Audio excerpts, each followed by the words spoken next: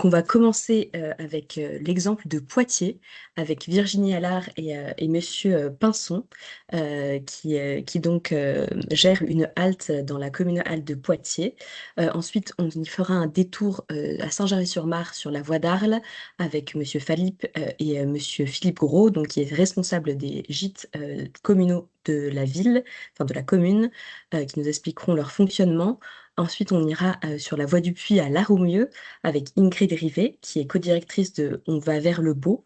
Donc, elle vous explique là le fonctionnement du tiers-lieu qu'elle gère. Et ensuite, on ira sur la voie du Piémont-Pyrénéen avec Saint-Lizier, avec Marilyn Fornéron, Elisabeth Garcia-Goisé et Daniel Pellata pour l'explication de leur fonctionnement à Saint-Lizier. Voilà, je vais tout de suite laisser la parole à Monsieur Pinson et Virginie Allard pour Poitiers. Et je te laisse partager le PowerPoint également, Virginie. Oui, bonjour. Je vais peut-être me présenter rapidement. Donc, Virginie Allard, je suis chargée de projet patrimoine pour la ville de Poitiers. Donc moi, je travaille à la direction culture patrimoine, donc qui est en charge de l'animation en fait et de tout le suivi en lien avec les chemins de Compostelle. Mais je travaille pas toute seule à la ville. Donc moi, c'est plutôt le volet patrimonial. Mais voilà, je travaille avec des collègues sur l'intercommunalité qui travaille sur les randonnées, par exemple, et puis tout ce qui est relatif à la halte Jacquère, c'est géré aussi dans un autre service. Je vous expliquerai un petit peu pourquoi par la suite. Et je suis accompagnée de Monsieur Pinson. Je vous laisse vous Donc, présenter. oui, Philippe Pinson, je suis vice-président des Amis des Chemins de Compostelle en Vienne. Voilà. Je représente le président qui n'a pas pu se déplacer aujourd'hui. Donc, je vais partager mon écran. Voilà. Est-ce que vous voyez du coup On voilà, voit mon votre écran? écran, oui, c'est bon. Parfait. Donc, je mets le diaporama. Nous, on n'a pas de retour, donc c'est bon, ça fonctionne? Ça fonctionne parfaitement. Très Merci, bien. Virginie. Alors, on va commencer. Donc, à Poitiers, il y a différents hébergements pour les pèlerins et autres touristes. Donc l'hôtellerie traditionnelle, évidemment, des hébergements chez l'habitant, mais on a également une halte jacquère, donc c'est ce dont on va parler plus précisément ce matin, même si on aura peut-être la possibilité d'élargir un peu, puisque l'association assure voilà, un rayonnement départemental. Donc on s'est dit que ça pouvait peut-être être intéressant aussi de vous dire deux mots de d'autres types de gestion, voilà, pour information.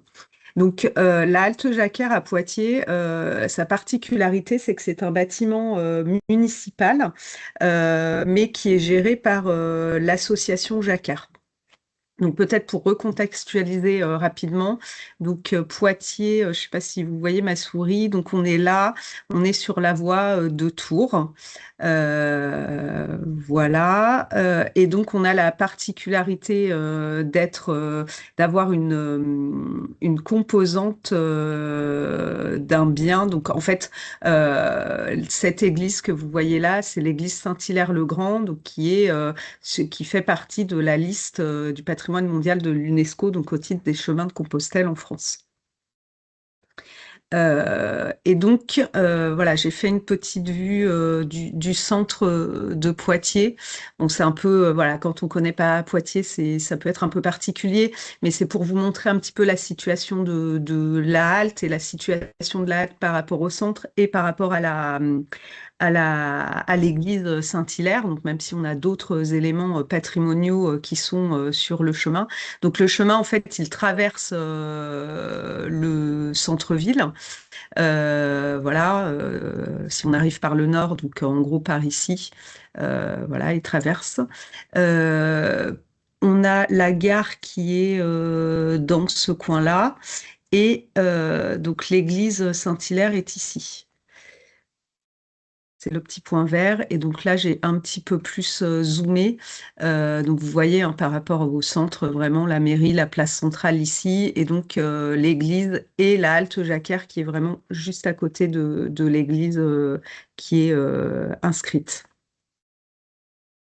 Alors sur les modalités, donc ça c'est ce que je vous disais un petit peu en amont. C'est pas géré, la halte, elle est pas gérée directement dans mon service. C'est la direction patrimoine bâti chez nous qui s'occupe de ça et plus précisément un service qui est vraiment en charge plus de la gestion du patrimoine immobilier de la ville, donc pas le patrimoine au sens patrimoine culturel du terme mais vraiment pour voilà tout ce qui est appartient à la ville, les bâtiments et autres.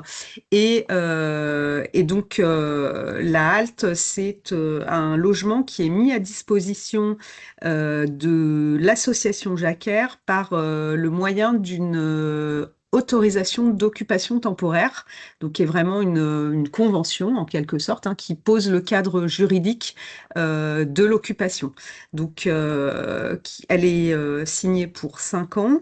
La halte existe depuis 2019 et en fait, c'est un ancien logement d'instituteurs donc qui se trouve voilà, au premier étage, c'est premier étage plus le garage d'une ancienne école, enfin, puisque maintenant, d'ailleurs, l'école aujourd'hui n'est plus. Cette année, il n'y a plus de classe dans l'école. Voilà. Donc, en tout cas, c'est un moyen d'avoir une occupation de ce local tout en mettant à disposition un lieu pour héberger les pèlerins. Qu'est-ce que je pourrais vous dire d'autre? Donc oui, 5 ans.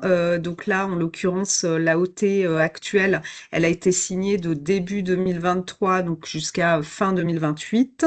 Alors, la particularité des occupations temporaires, c'est quand même qu'il y a le côté un peu enfin, révocable. C'est pas parce qu'on y est qu'on y reste, même s'il y a une convention qui est signée pour des raisons voilà, d'urgence, de salubrité, enfin, différentes raisons. En fait, il y a toujours des clauses qui permettent de révoquer en fait cette occupation. Bon, pour le moment, c'est pas, à ma connaissance, remis en question. Et puis pour peut-être finir là-dessus, donc en fait l'association occupe le lieu moyennant une redevance annuelle et puis une contribution au paiement des fluides en fait, chauffage et eau je crois. Oui, c'est ça. L'électricité est gérée directement par l'association et donc voilà la redevance c'est 2 000 € par an. Et puis un peu moins de 400 € pour le chauffage et l'eau. Bon, ça peut évidemment, c'est indexé en fait, hein, donc ça peut évoluer, mais c'est le montage qui a été mis en place par la ville. Et donc, je vais laisser la parole à Monsieur Pinson, peut-être pour vous parler plus précisément de la gestion, de l'organisation de la halte, et puis on va vous montrer quelques photos. Oui. Donc, pour compléter ce qui vient d'être dit, la halte a une capacité de 10 lits dans 2 dortoirs. Il y a une troisième chambre qui est réservée aux hospitaliers avec 2 lits. Et il y a une grande pièce d'accueil, salle à manger, salon, avec évidemment aussi une cuisine bien équipée, avec tout ce qui est nécessaire pour se préparer à manger le soir et le matin. Elle est ouverte du 15 mars, pardon, au 15 octobre. Évidemment, la date peut changer. En fait, on ouvre du vendredi. Généralement, on ouvre un vendredi et on ferme un vendredi. Euh, les permanences sont assurées par des bénévoles suivant deux systèmes, en fait, soit hospitalier, soit accueillant. Alors, on fait la différence que l'hospitalier va en fait dormir dans la halte Jacquère. Il est là pour une semaine ou 2, hein, c'est à son choix. Alors que l'accueillant, lui, va assurer simplement une permanence de 15 heures à 19 heures, ce qui n'empêche pas qu'il est là aussi le matin, parce qu'évidemment, il y a le ménage à faire après chaque passage de pèlerin, mais il ne dort pas sur place. Voilà. Donc, les bénévoles qui assurent les permanences sont des adhérents de l'association, principalement, mais on accueille aussi bien volontiers enfin, des personnes, des pèlerins qui souhaiteraient faire de l'accueil à Poitiers. Et ça a été le cas chaque année. On a des gens qui viennent de toute la France, voire de Belgique et même du Québec. Mais là, bon, c'est un cas un peu particulier. C'est un Québécois qui passe une partie de l'année en Europe. Peut-être, Euh, moi j'avais noté les oui, les tarifs tarifs. aussi pour information. Donc, le tarif est de 13 euros par nuitée et par personne. On a un tarif enfant et jeune de 5 euros. En fait, on a décidé aussi pour favoriser, pour aider les jeunes pèlerins qui ne sont pas forcément dans le marché du travail, qui sont encore étudiants, on propose un tarif à 5 euros. Donc, jusqu'à 26 ans, c'est 5 euros et ensuite, c'est 13 euros. Les enfants de moins de 5 ans ne payent pas, je crois. Ouais. Bien sûr, la crédentiale est obligatoire pour pouvoir bénéficier de l'accueil. Et bon, on a aussi une petite boîte de Donativo, parce qu'en fait, on offre le petit déjeuner. Il y a toujours du café, de la confiture, du beurre, du pain, du thé, etc. Et bon, ça c'est offert, mais bien entendu, si les pèlerins sont satisfaits de ce petit service supplémentaire ou même de l'accueil qui est fait dans Halte Jacquère. Bon, ils peuvent laisser ce qu'on appelle donc du donativo et ça représente parfois des sommes assez importantes sur l'année. Ok. Peut-être pour compléter, moi j'avais noté des choses qu'on voit aussi sur le site internet de l'association, hein. C'est peut-être plus la répartition, enfin de l'organisation et les équipements. Bon, ça reste assez classique, mais je me dis que pour d'autres structures, c'est toujours intéressant de voir ce qu'il y a à disposition. Donc en fait, il y a deux chambres. Donc c'est de l'hébergement collectif, de sanitaire, une cuisine et une pièce à vivre donc qui sont partagées. Des équipements donc type lave-linge donc qui sont aussi je pense fortement appréciés par les Tout à pèlerins. fait, ouais.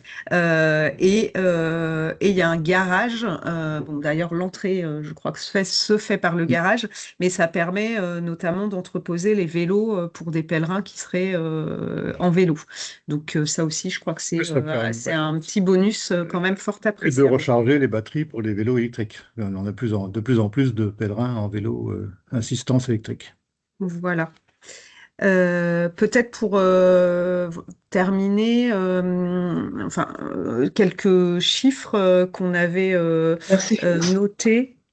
Donc, ouverture de la halte, enfin, elle a été ouverte en 2019 et donc, d'ailleurs, je crois elle avait pas été ouverte dès le début de l'année, je sais plus. En tout cas, il y avait 342 nuitées et là, cette année, là, 2025, 471. Donc, voilà, c'est en progression et enfin, c'est des très bons résultats, hein. Ça prouve qu'il y a une demande. Donc 87% des pèlerins étaient à pied cette année. On avait d'autres chiffres, je ne sais pas si vous voulez en donner. Bon, après, c'est des chiffres, dans les statistiques qu'on tient sur l'origine, le point de départ des pèlerins, leur but, savoir s'ils vont jusqu'à Compostelle ou s'ils s'arrêtent un petit peu avant. On a aussi une répartition par vent, enfin bon, par moyen de transport, mais là, vous l'avez sur l'écran. Voilà, bon, je pourrais détailler, mais c'est pas forcément le temps. Alors, avant de terminer, peut-être on s'était dit voilà, que ça pouvait, enfin, sauf si vous avez autre chose à rajouter, non? Peut-être vous dire deux mots sur les autres haltes, enfin, ou hébergements collectifs sur le territoire. Alors, pas à Poitiers, ça peut être le territoire intercommunal Grand Poitiers ou même plus largement le département. Donc, ça, c'est plutôt Monsieur Pinson qui est connaisseur là-dessus. Oui, alors, comme dans tous les départements, on a des familles d'accueil. Donc, on a une liste qu'on tient à jour régulièrement de familles qui accueillent sur le chemin de façon bénévole, donc éventuellement en participant avec un donativo. Le pèlerin qui arrive de Tours ou de plus loin, de Paris d'ailleurs, arrive dans la Vienne par Port-de-Pile et sa première halte officielle, on va dire, c'est à Châtellerault. Donc Châtellerault, c'est une halte municipale mais qui est entièrement gérée par la municipalité. C'est-à-dire que le pèlerin arrive à Châtellerault, va à l'office de tourisme, prend la clé et puis le lendemain matin, rapporte la clé à l'office de tourisme. La deuxième halte est à Dissay, c'est à 15 km de Poitiers à peu près. Là, c'est une halte municipale aussi, c'est la mairie qui l'a mise en place, mais elle est gérée par une association de bénévoles bon, qui ont plein d'autres activités sur la commune, et entre autres la gestion de cette halte jacquère. 15 km après, il y a Poitiers, donc la halte dont on vient de parler. Et ensuite, avant de quitter le département, il y a une halte à Lusignan, à une 28 km à peu près de Poitiers. Là aussi, c'est une halte municipale qui est gérée directement par la mairie et les pèlerins doivent s'adresser à la mairie pour obtenir le code pour rentrer dans la halte jacquère et puis pour régler leur participation financière. Voilà. Très bien, mais je pense qu'on a terminé pour notre intervention. Donc, on vous remercie et puis on répondre à vos questions éventuelles. Merci Virginie, merci Monsieur Pinson. En effet, un bel exemple sur Poitiers. Merci d'avoir aussi généralisé sur le département. Ça permet d'avoir une vision un peu plus globale. Voilà. Si vous avez des questions, on vous laisse les poser dans le chat où on pourra répondre après toutes les interventions. Il y en Voilà, a peut-être déjà que... une, Oui. Célia. Ouais, j'ai vu. Alors, je pense, Andreas, que ils ont répondu dans leur fin d'explication. Prenez-vous également des pèlerins en hiver par les hospitaliers sur place, mais je crois que vous y avez répondu si vous voulez Oui, repréciser. en Mais fait, on ferme le 15 octobre, mais c'est vrai qu'il y a il y a les vacances de Toussaint et parfois on a des pèlerins. Alors, ça nous est arrivé voilà, d'accueillir des pèlerins dans l'Alto Jacquet après le 15 octobre, mais de toute façon, en hiver, on a notre réseau de famille et on peut accueillir des pèlerins en hiver, bien entendu. Ils sont très peu nombreux, hein. Et puis après, c'est vrai qu'à Poitiers, on est quand même dans une ville assez importante et il y a aussi toute l'hôtellerie traditionnelle. Et il y a Ouais, l'auberge de jeunesse aussi, c'est ça. et puis une nouvelle qui qui va permet ouvrir d'être. près Ouais. de la gare. Donc, il y a beaucoup de possibilités à Poitiers, en fait. Il y a un relais pour l'hiver. Très bien, merci beaucoup. C'est ça. Monsieur Gros, je vous laisse la parole pour Saint-Gervais-sur-Marne. Et si vous avez d'autres questions sur Poitiers ou sur la présentation de Saint-Gervais, n'hésitez pas à les poser dans le chat également. Oui, bonjour à tous. Alors, donc pour Saint-Gervais, évidemment c'est complètement différent parce que je vais vous situer Saint-Gervais. Donc c'est dans le département de l'Hérault, sur la voie d'Arles, et c'est une commune qui est petite, un petit village. C'est-à-dire que la commune comporte 850 habitants. Donc, comme nous n'avons pas de bénévoles, d'association de bénévoles pour la réception des pèlerins, il a été décidé en mairie de créer un poste d'accueil qui gère tous les gîtes. Alors, il faut savoir qu'il y a des gîtes privés aussi, des chambres d'hôtes sur Saint-Gervais, donc plus les gîtes communaux. Que dire, les gîtes communaux, bien sûr, le poste n'a pas été créé que pour les pèlerins, hein, parce que ça, c'est englobé dans la gestion des gîtes globale, justement, parce c'est quand même touristique, donc il y a quand même des familles qui viennent, des vacanciers, le week-end, etc. Donc, la gestion des gîtes pour les pèlerins est englobée dans la gestion globale, mais avec ses spécificités, évidemment. Alors, au niveau des gîtes pour les pèlerins, on avait jusqu'à maintenant un gîte de 15 places sur deux dortoirs de 6 places et un petit dortoir de 3 places sur plusieurs étages. Et avec au sous-sol une grande salle à manger, il y a toute une grande cuisine équipée, et puis une terrasse, un lave-linge, un lave-vaisselle, enfin il est bien équipé. Mais comme parfois il était utilisé par des groupes hors pèlerins aussi, la municipalité a décidé d'acquérir un petit bâtiment, ce qui a été fait il y a quelques années. Et là, les travaux sont terminés, donc il a été ouvert un deuxième gîte pour les pèlerins, et celui-là, il est uniquement destiné aux pèlerins. Alors, il ne fait que 4 places, évidemment, mais entre les deux gîtes, selon le nombre de pèlerins, selon la période, on peut jongler sur les deux, et normalement, il y a toujours de la place. Euh, que dire? Donc, un petit mot sur le poste qui a été créé pour la réception des pèlerins. Donc, c'est le poste que j'occupe. Ça fait à peine 6 mois que ce poste est créé. Alors, c'est vrai d'un côté, il a été créé pour essayer on va dire, de rentrer dans les frais au niveau des frais de gîte complet, mais aussi pour permettre un meilleur accueil des pèlerins, parce que il y a quand même de plus en plus de passages. Quasiment chaque année, il y a une petite augmentation, on va dire du 10% ou quelque chose comme ça. À titre d'exemple, cette année, rien que la mairie, on a reçu 640 pèlerins. Bon, il faut savoir que l'étape avant Saint-Gervais, en général, ça vient de Lunas ou du Bousquet d'Orbe. C'est une étape assez longue, difficile, parce qu'on est situé en moyenne montagne. Donc, elle fait, si on vient de Lunas, en gros 30 km. On démarre à 300 mètres d'altitude, on monte à 1000 mètres. Il y a 3 autres cols à passer et on redescend sur 300 mètres d'altitude. Donc, c'est assez technique, c'est pas facile. Donc, automatiquement, les pèlerins ne peuvent pas sauter le village de Saint-Gervais, ils sont obligés de s'arrêter. C'est pour ça que, on a quasiment tous les pèlerins qui passent ici. Malheureusement, je n'ai pas les chiffres des autres gîtes privés, des chambres d'hôtes. Ce sera intéressant à l'avenir de voir globalement sur l'année combien on reçoit dans tout le village. Voilà. Au niveau du fonctionnement, alors, il y a un numéro de téléphone dédié au gîte. Donc, petit à petit, c'est en train d'être connu, ce téléphone. Les pèlerins le connaissent parce que on a mis ce numéro de téléphone sur les guides, sur le site internet de la commune, un petit peu partout. Donc, maintenant, les pèlerins ont pris l'habitude d'appeler ce numéro. C'est un numéro de portable que j'ai en permanence. Alors, quand ils appellent pour réserver, on va dire qu'il y a deux sortes de pèlerins, soit ceux qui appellent, comme en ce moment, pour le mois de mai, juin, voire cet été. Et puis après, il y a le pèlerin qui arrive, qui appelle la veille ou le jour même.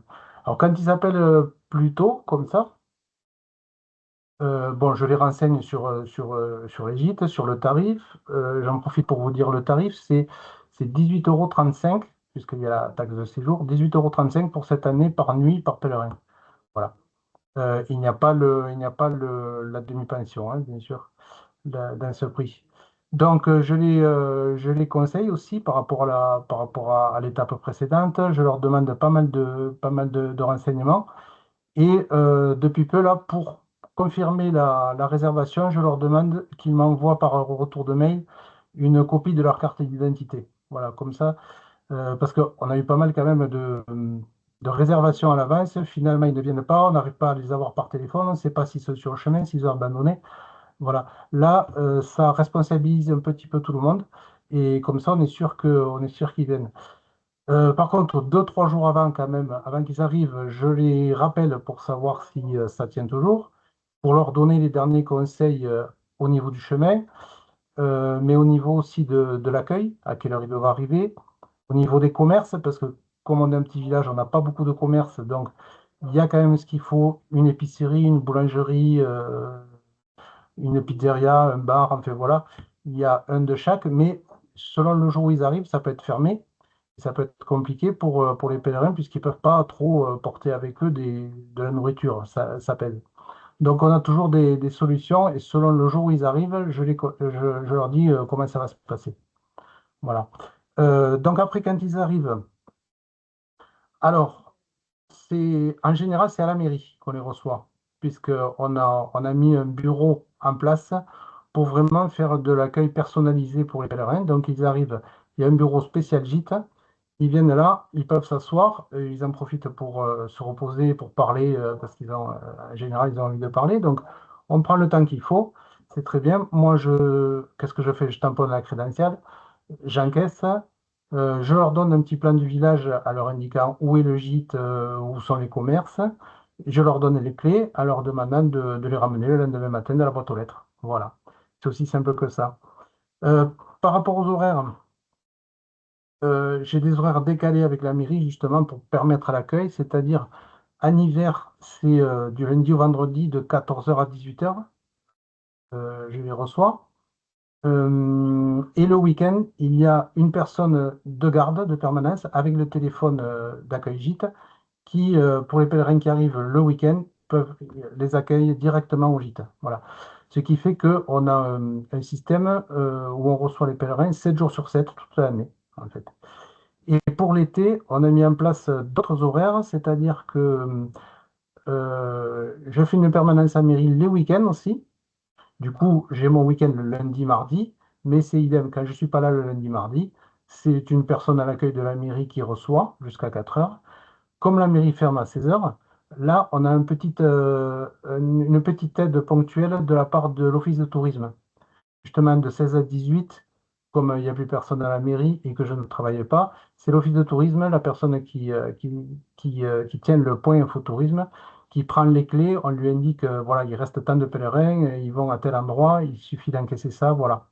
Donc, ils font le relais. Ce qui fait que là aussi, c'est du 7 jours sur 7, même l'été, même les week-ends. Voilà, une fois qu'ils partent, donc ils déposent la clé, ils vont faire leur petite emplette d'aller commerce et puis ils partent. Juste un petit truc à savoir, je leur conseille aussi, même s'ils connaissent le chemin, par où ils doivent passer, parce qu'à Saint-Gervais, il y a une petite, on le voit sur la carte, là, il y a une petite dérivation qui rejoint le chemin de la plaine, comme on l'appelle ici, puisque ici c'est en montagne. Donc, il est arrivé qu'il y ait des pèlerins qui se trompent, qui descendent sur Capestan, ils s'aperçoivent que c'est pas le bon chemin et ils reviennent sur Saint-Gervais. Donc, ça fait partie des conseils, il faut donner, je trouve, énormément de conseils pour qu'ils soient guidés aussi. Parce que même s'ils ont même s'ils ont étudié le périple, il y a quand même des particularités sur chaque étape. Donc la partie conseil est très importante. Voilà, qu'est-ce que je vais dire? Bon, en gros, c'est tout ce que je voulais dire.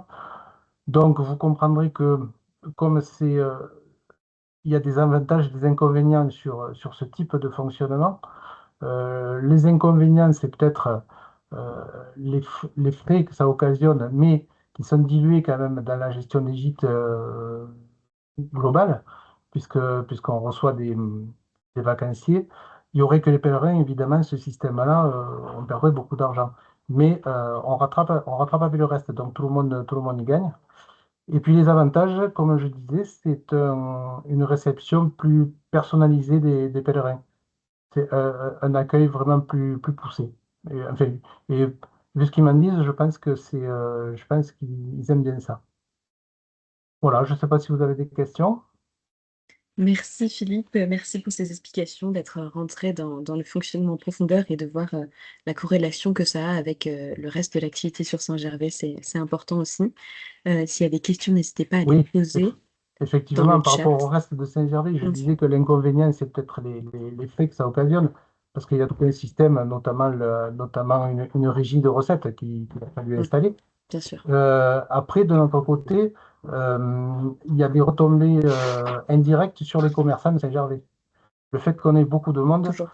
ils en profitent. Il y a pas mal de monde qui va dans les commerces à Saint-Gervais. Ça, indirectement, c'est un plus. On est en train de mettre à jour notre étude de public sur les retombées économiques notamment. Mais avant Covid, on était à plus de 45 euros de retombées économiques par jour et par personne. Voilà. Alors, je ne sais pas s'il y a une question.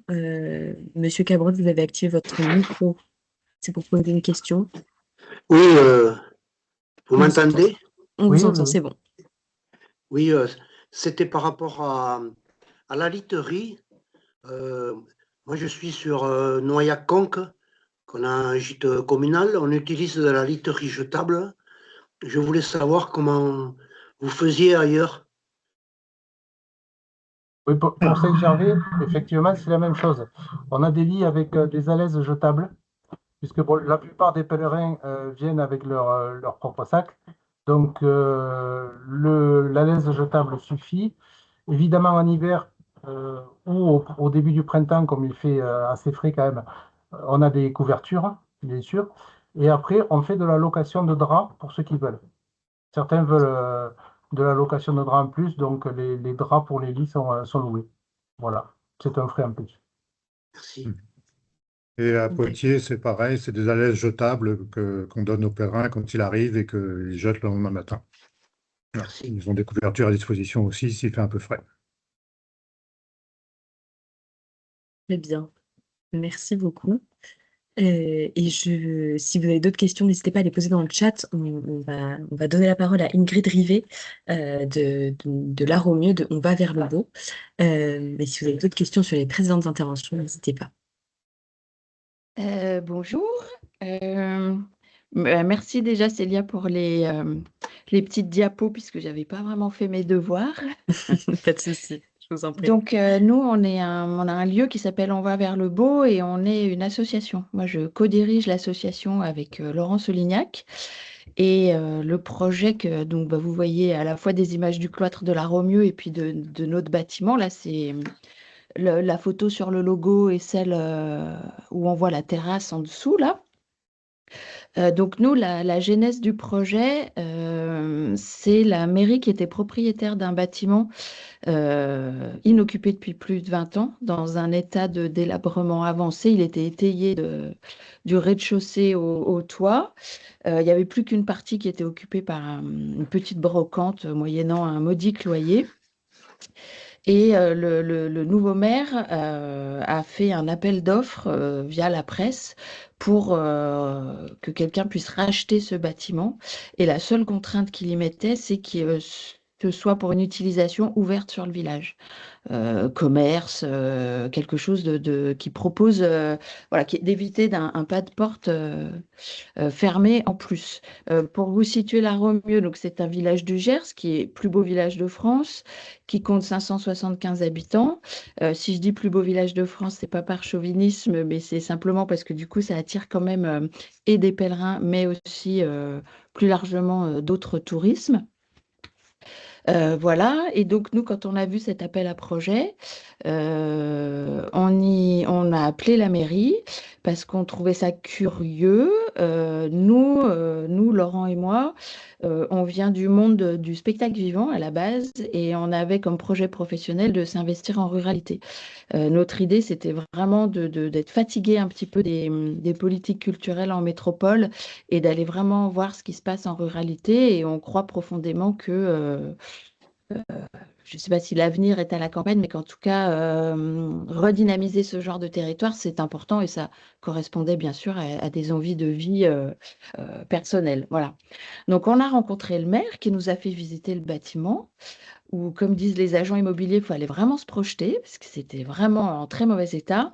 Et on a vite conclu avec Laurent qu'on n'avait pas la capacité, nous, financière, de racheter et de financer le chantier, bien évidemment. Et on a proposé une variante au maire. On lui a proposé qu'on unisse nos forces et notre capacité à aller trouver des financements pour réhabiliter ce bâtiment.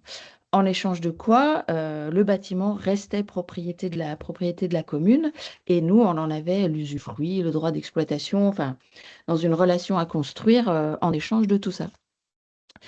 Le maire et le conseil municipal ont d'abord été surpris de cette proposition et y ont vite vu l'intérêt potentiel, c'est-à-dire que bien sûr, ça multipliait les forces de financement, c'est-à-dire qu'à la fois, on a pu bénéficier d'aides type DETR pour ceux qui sont habitués à ce genre d'acronymes, c'est-à-dire les aides fléchées sur les communes pour tout un tas de travaux.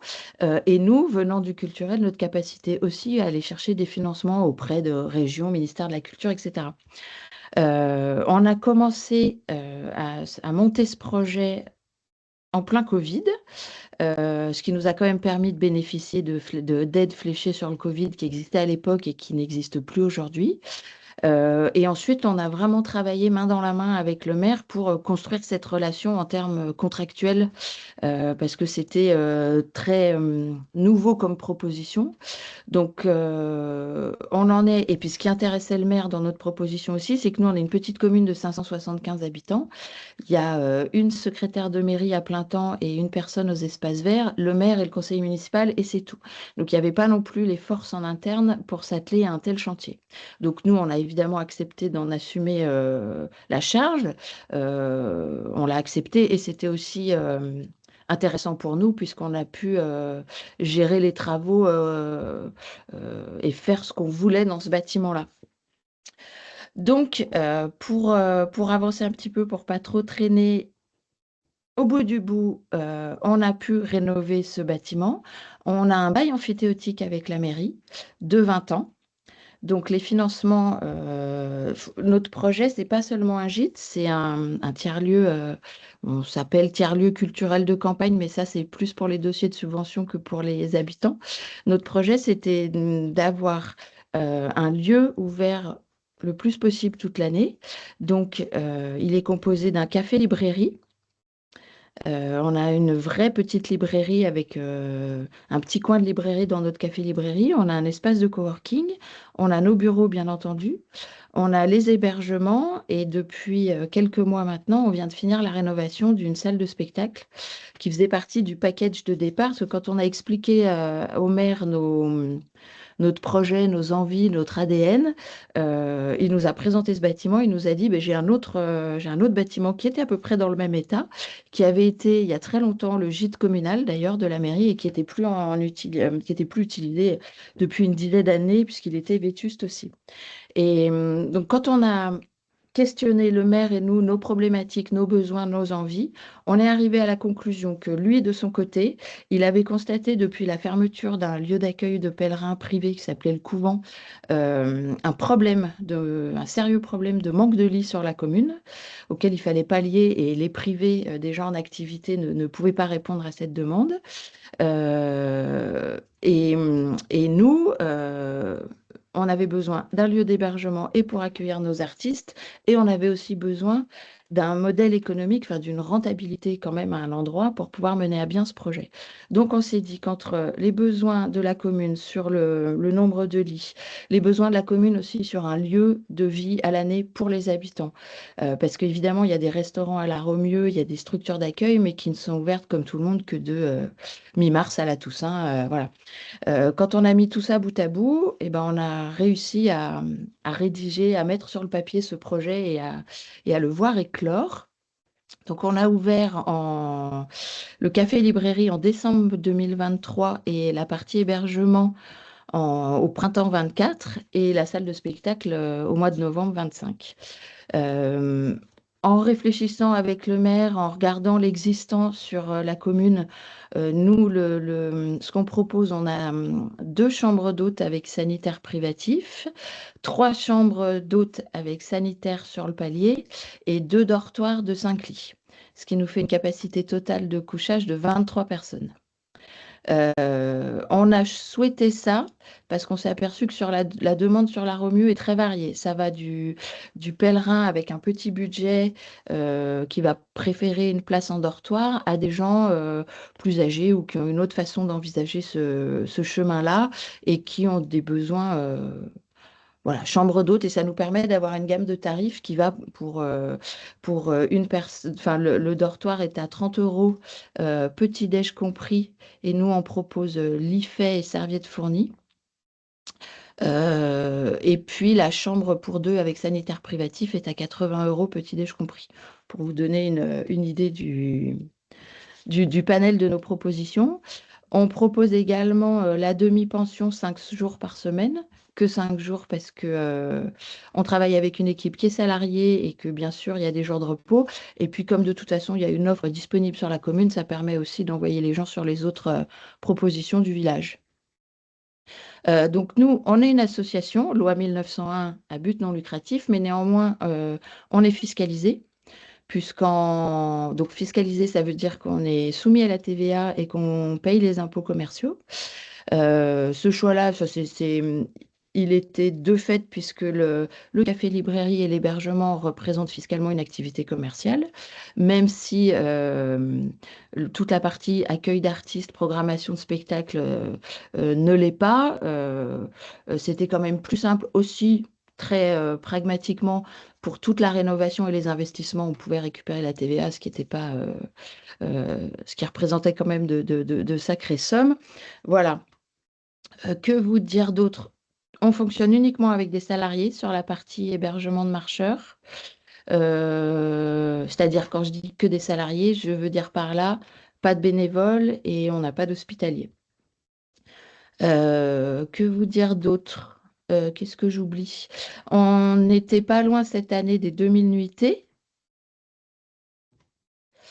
Et sinon, si je reviens sur le montage précis du projet, l'argent mis à notre disposition par la mairie via les financements qu'ils ont trouvés a servi uniquement à la rénovation du bâti. En gros, on s'était réparti les charges. Tout le gros œuvre, charpente, menuiserie, a été payé par la commune. Et tout le second œuvre, l'aménagement intérieur, a été payé par les financements qu'on a trouvés nous. Et ensuite, nous, association, on a mis aussi pas mal de nos fonds propres qui ont servi à financer tout l'aménagement intérieur, literie, mobilier, etc. Donc nous, là, pour finir, je vous dirais qu'on est 3 salariés à temps plein à l'année. Donc Laurent et moi et une salariée à temps plein au bar, au café. Et qu'on a un renfort de saisonniers pour la saison de mars à la Toussaint. Donc une personne pour les repas à temps partiel, une personne pour les petits-déj à temps partiel et une personne pour gérer les chambres à temps partiel. Voilà. Qu'est-ce que j'oublie de vous dire? C'est déjà très complet, mais si vous avez d'autres choses à ajouter, n'hésitez pas, Ingrid. Je réfléchis, mais je crois que je vous ai dit l'essentiel. Pour résumer, notre projet, c'était, et on est très content pour le moment de comment ça se passe pour nous. Notre projet, c'était d'apporter, un bout de vie l'hiver aussi sur la commune. Et là, je sors un peu de l'activité pèlerin. Mais aujourd'hui, c'est super parce que nous, on a vraiment deux types de personnes qui fréquentent notre lieu. C'est soit des gens qui viennent furtivement, on va dire, qui sont, je pense, à 85% des marcheurs et 15% de tourisme un peu différent. Et sinon, l'autre type de population, c'est les locaux, via notre café librairie, et via la salle de spectacle et toutes les propositions qu'on fait. Et voilà, là, on a fermé 1 mois pour le mois de janvier parce qu'il fallait quand même sérieusement qu'on recharge nos batteries. Et on réouvre mercredi et on a plein de témoignages de gens qui nous disent qu'ils ont hâte qu'on réouvre. Alors, bien entendu, l'activité café-librairie sur les mois creux d'hiver n'est pas du tout rentable. Et nous, notre projet, c'est que vraiment tout s'équilibre entre les pics d'activité de la saison de marche et l'activité l'hiver.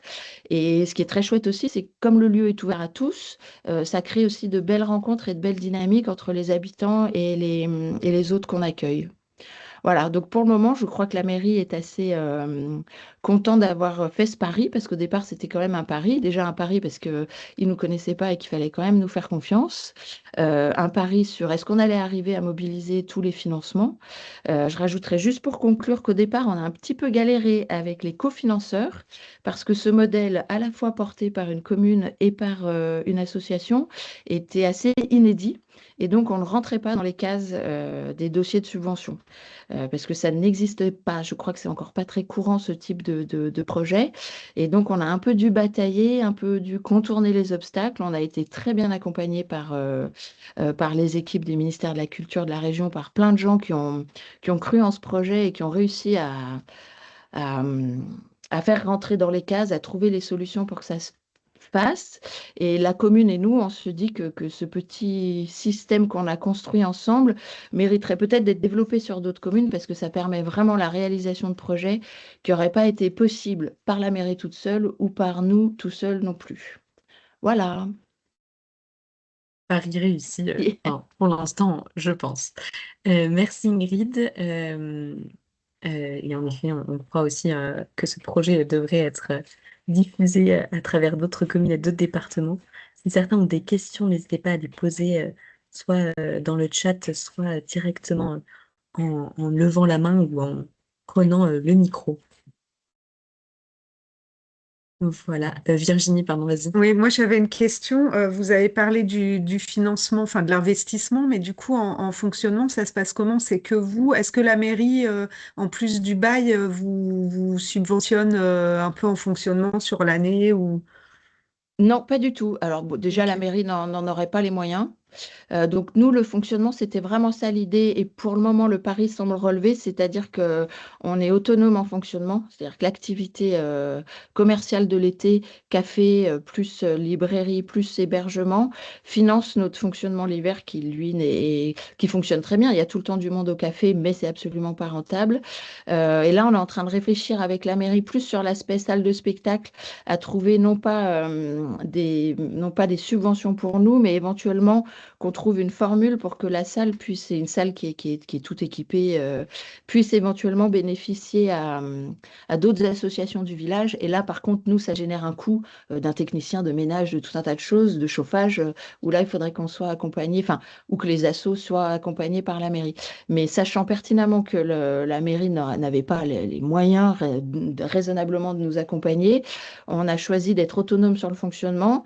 Pour le moment, ça tient tout juste, c'est-à-dire que tout le monde est rémunéré, mais voilà, c'est des petits salaires, mais pour le moment, le pari a l'air marcher. Et par contre, nous, maintenant, c'est le cas de le dire, on prend notre bateau de pèlerin pour essayer de convaincre sur la partie culturelle des financeurs type région, ministère de la Culture, qui sont vraiment, c'est très chouette parce qu'ils sont très curieux et très à l'écoute de notre projet, mais on le sait, les temps sont durs pour les collectivités.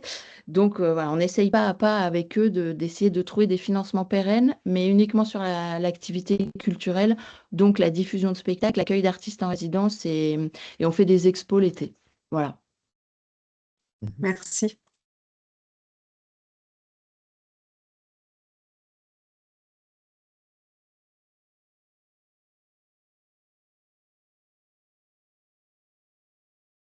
Pardon, je n'avais pas réactivé mon micro. Merci, merci Ingrid, merci pour toutes ces précisions.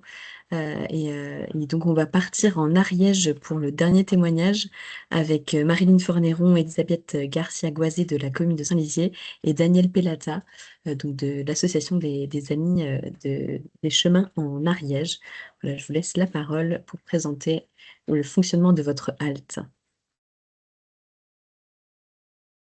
Alors, votre micro est désactivé, Marilyn, attention. Pardon. Hop. Bonjour à tous. Donc, moi, je suis Marilyn Fournéron. Je suis l'adjointe à la culture, au patrimoine, au tourisme et au sport au village de Saint-Lizier. Donc, Saint-Lizier, c'est un petit village de 1450 habitants en Ariège. Nous sommes sur le GR 78. Et notre spécificité à Saint-Lizier, c'est que nous avons 5 éléments d'une composante. Donc, avec deux cathédrales, un rempart, un cloître, un trésor. Voilà. Et donc, ce qui fait de nous beaucoup de choses à restaurer, beaucoup de choses aussi à montrer. Donc, pour parler de la halte, donc, nous avons une halte dont je vais laisser ensuite la personne de Daniel Pellata qui va très bien en parler. Donc, notre halte jacquère, donc, elle parlera de la date d'ouverture. Donc, ce que je peux dire, c'est qu'elle est adossée, c'est un bâtiment communal qui est adossé à un bien, donc près de la cathédrale et de la pharmacie du XVIIIe siècle. Voilà. Ce que je peux dire aussi, c'est que autour justement de cette proposition de halte, nous avons réussi à fédérer donc nos restaurateurs qui proposent donc des produits, un repas du pèlerin spécifique, ainsi qu'un boulanger qui propose aussi le pain du pèlerin, voilà, etc. Voilà, je vais laisser la parole donc à Babé Garcia. Donc, cette halte a été ouverte en 1992 elle a été mise en place par l'Office du tourisme de Saint-Lizier, qui était conscient donc de la richesse du patrimoine jacquère de la cité. Et c'était pour essayer de relier deux lieux, deux hauts lieux jacquaires, Saint-Lizier et Saint-Bertrand de Comminges.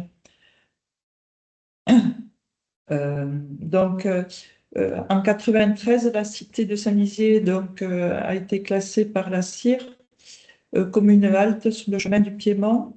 Et en 94, elle a été inaugurée dans l'Hôtel Dieu.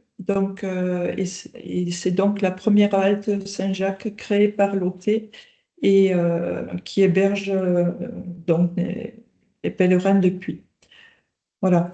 Pour le fonctionnement, on va laisser la parole à Daniel Pellata, qui connaît beaucoup mieux. Daniel, c'est à vous. Je ne sais pas si votre micro est activé. Oh, ça y est.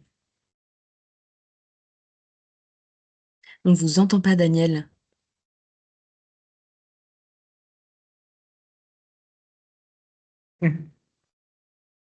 Ah, je crois qu'il y a un petit souci.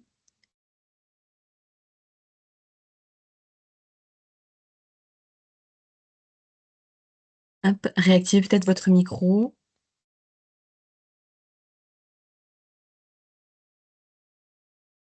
Bon, bon, bon. N'hésitez pas peut-être à vous rapprocher de Madame Forneron. Je crois que vous étiez à côté tout à Voilà. l'heure. Ah non, il n'y est pas. Non, non, non. Non, elle n'est pas à côté de nous, non, en fait. Ah, Donc, du mince. coup, tu en parles, Marie-Marie? Donc, la halte est ouverte du 1er avril au 30 décembre. Elle est gérée donc par l'Office du tourisme qui prend les réservations et accompagne les pèlerins à la halte à leur arrivée. Et également par les bénévoles de l'association Le Chemin de Saint-Jacques. Alors, eux, ils font le ménage, l'approvisionnement et l'accueil des pèlerins quand l'Office du tourisme est fermé. L'association édite également un listing des hébergements sur la voie du Piémont pyrénéen. Donc, l'association envoie à l'OT une liste où sont mentionnées les personnes responsables de la halte qui font des permanences du mercredi soir au mercredi matin suivant. Et ils donnent également le numéro de téléphone qu'ils doivent appeler. Le marcheur a préalablement réservé par téléphone auprès de l'Office du tourisme.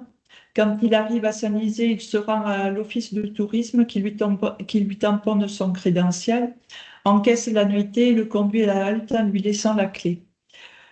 Si l'hôtel est fermé, il est possible de téléphoner à la personne de l'association bénévole et celle-ci indique l'endroit où se trouve la halte et il a été mis en place un coffret avec un code pour accéder à cette clé.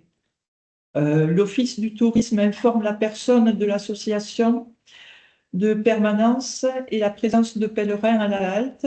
Le lendemain matin, quand le pèlerin s'en va, souvent avant 9 heures, il remet la clé dans la boîte aux lettres de l'hôtel ou bien dans le coffret si c'est l'association qui a donné la clé. Donc, il y a un kit également de couchage. Et avant de partir, on demande aux pèlerins de vider les poubelles. Voilà. Le bénévole vient donc à la halte entre 9h et 12h. Il effectue le ménage, contrôle les approvisionnements qui a sur place, enfin, quelques conserves, du café, enfin, juste un petit approvisionnement. Et ensuite, les kits de couchage pour les lits. Donc, à la fin de l'ouverture de la halte, l'Office récapitule donc les nuitées et elle retient 15% pour ses recettes.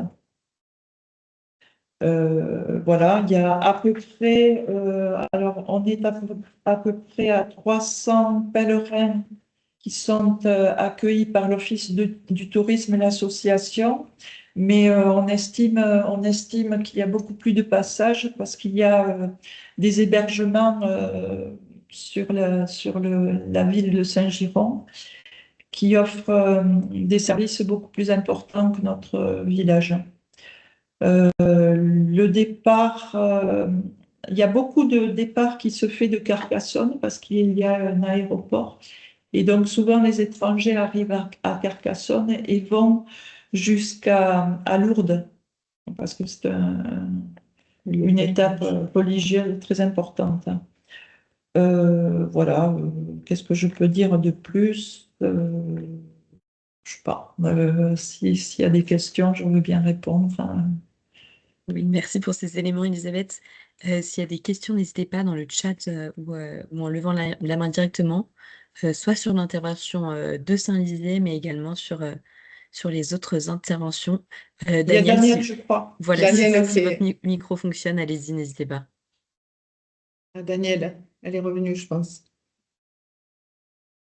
On vous entend toujours pas, Daniel, je suis confuse.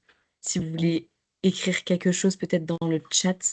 Il y a une question d'ailleurs dans le chat de Hélène Nassar Oui. dans le Gers à EOS. Quel est le prix de la nuitée à Saint-Lizier, pardon? Il faudrait que ce soit Daniel qui donne l'information parce que je la connais pas. Daniel, Daniel, si vous voulez répondre dans le chat en écrivant sur la conversation. Dans mes souvenirs, c'était une quinzaine d'euros à Saint-Lizier. Oui, 13 ou 13 13 ou 15, euros. ouais. Ouais. Il me semble. Voilà. Donc, c'est essentiellement l'association qui s'occupe qui s'occupe de la gestion. Nous, on est donc adjoint à la mairie et voilà, on laisse l'association œuvrer. et l'Office du tourisme. Et l'Office du tourisme, ouais, bien sûr.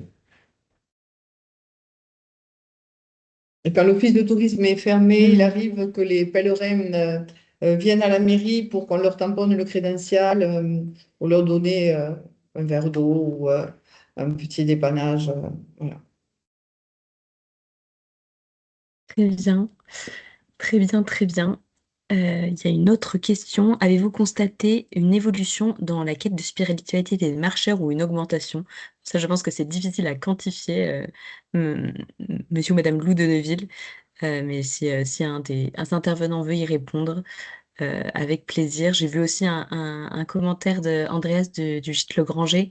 En effet, je pense que il nous fait remonter qu'il y a une certaine responsabilité à ouvrir un gîte communal s'il y a vraiment un manque d'hébergement sur le, sur la commune. Il y a un manque de lits sur la nuitée. En effet, ça peut être une des pistes et je pense que les gîtes communaux et les gestionnaires communaux en ont conscience. Et ça ne fait pas forcément une concurrence en fonction de la localité et en fonction du tarif qui est appliqué également. Il faut vraiment que ce soit complémentaire. Je pense que Saint-Gervais est un bon exemple sur ça.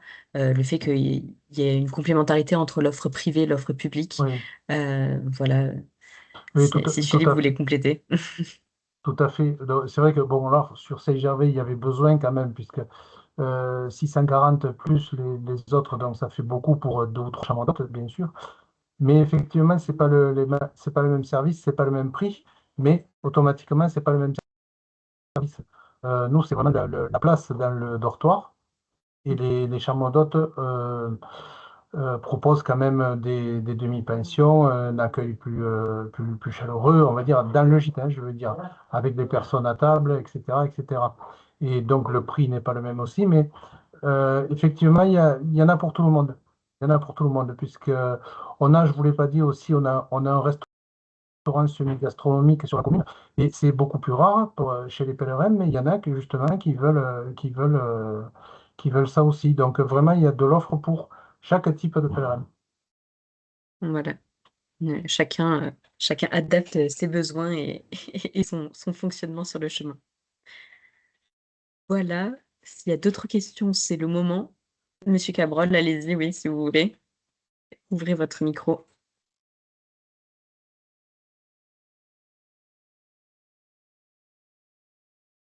Alors, votre micro n'est pas ouvert. C'est en haut. Votre micro n'est pas ouvert, monsieur Cabrol. On ne vous entend pas. Il nous restera 2 petites minutes. C'est en haut à droite pour activer votre micro sur votre écran.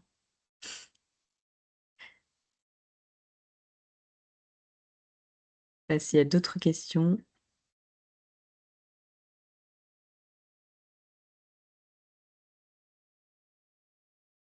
N'hésitez pas à mettre votre question dans le chat si vous n'arrivez pas à actionner votre micro. En tout cas, merci infiniment à tous les intervenants. C'était vraiment intéressant d'avoir en perspective des cas très différents. Merci à tous. S'il n'y a pas d'autres questions, eh bien, nous allons... alors déjà, merci à Célia Quintard qui a coordonné ce petit déjeuner. Merci vraiment 1000 fois aux intervenants qui nous ont présenté leurs initiatives et leurs réalisations en matière d'hébergement, ce qui fait le sel des chemins. Nous vous donnons rendez-vous pour un prochain petit déjeuner le 9 mars prochain.